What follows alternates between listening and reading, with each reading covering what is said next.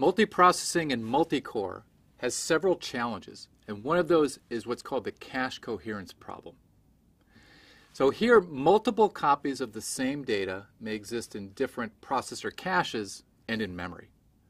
And a write by one processor to its cache makes the other copies stale or out of date. So the caches are no longer coherent. They no longer have the same version of the data.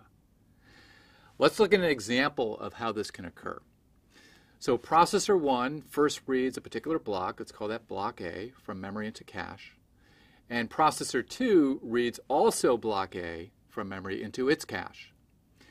Now when processor 1 writes block A in its cache, then processor 2 in memory now holds stale copies. They're out of date. So processor 2 is going to read an old value of that block rather than the up-to-date value that sits in the cache of processor 1.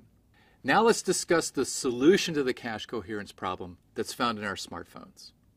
What we do is we take each block in the cache and we give it state bits that indicate the ownership of the block. So instead of having one valid bit, we'll have multiple bits that indicate the state of the block.